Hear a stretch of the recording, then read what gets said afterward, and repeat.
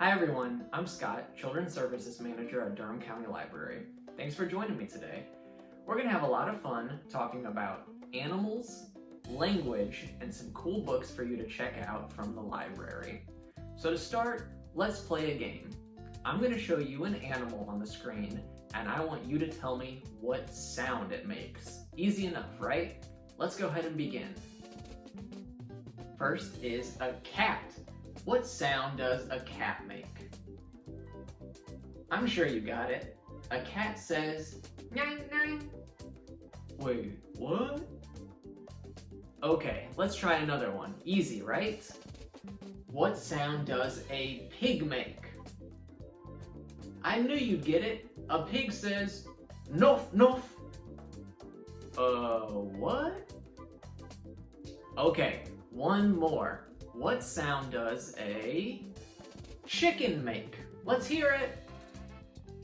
Way to go. I'm sure you knew that a chicken says, "Kokoroko, kokoroko." I don't know. Okay, maybe something seemed a little tricky there. I bet you and I were thinking the same thing, that a cat says meow, a pig says oink, and a chicken says bok bok or cock-a-doodle-doo. But really, those are just the way we use our human language to make sense of the animal noises. Think about it. A cat might sound like it's saying meow, but the word meow is just our own human word. And people speak all different languages around the world, so they use their own perspectives and languages to make sense of those animal sounds. Let's look at the pictures again. Nyam nyam. That's how the Japanese language mimics a cat's noise. Noof noof. That's how the Swedish language mimics a pig's noise. Kokoroko, kokoroko.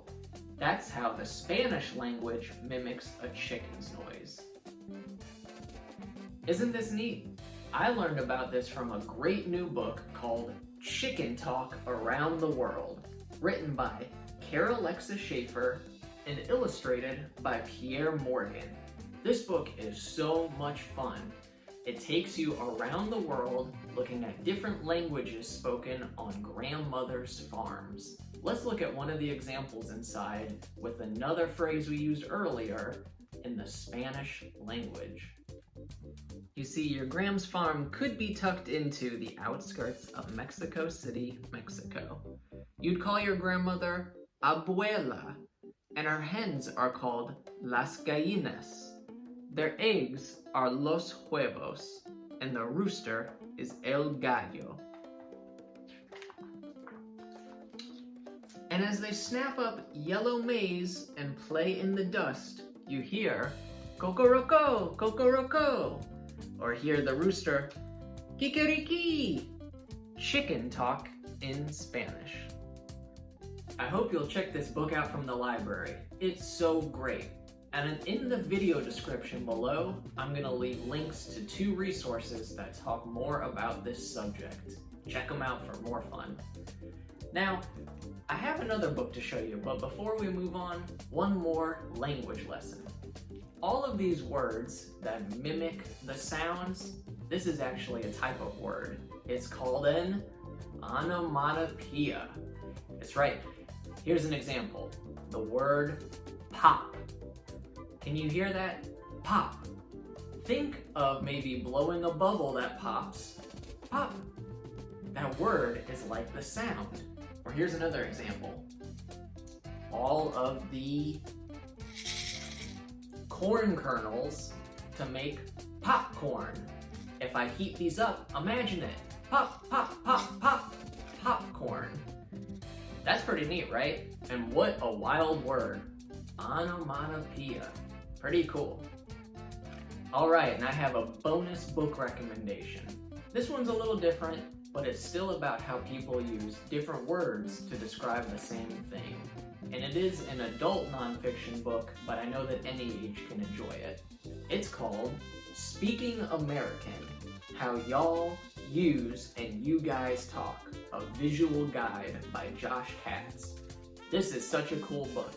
It uses data and maps to show the different word choices used across the United States. Let's give a fun example here. Okay, imagine you're away from home and you're thirsty. There's an appliance on the wall where you sip some water, right? What is this called? Now, most of you viewers are probably in Durham, North Carolina, so I'm going to guess you said a water fountain. Was I right? Let's check the map. Here's how the book works. Do you see the blue on the map of the US? You'll find that most of the southern states and up through the northeast say water fountain. But not everybody in the country calls it a water fountain.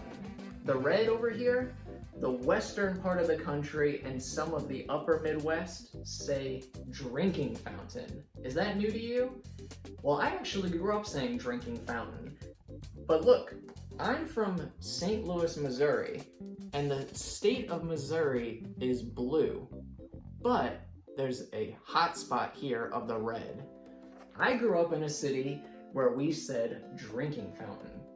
But interestingly, there's a third word also for the same thing. It's the word bubbler. There's a little bit of purple on this map.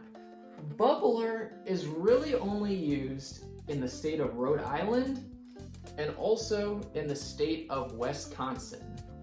Did you learn something new today? That's pretty cool, right?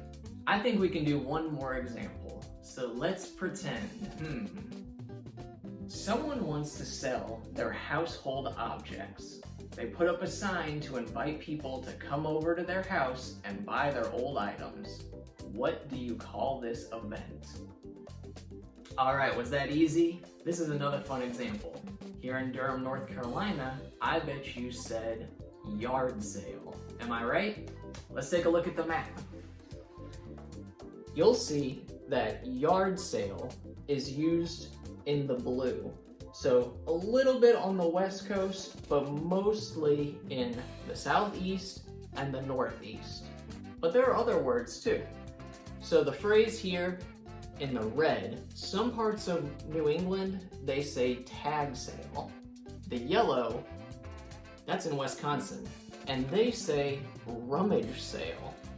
Now the green throughout Alaska, Hawaii, and most of the Midwest is garage sale. And there again, when I grew up in St. Louis, Missouri, that's the green.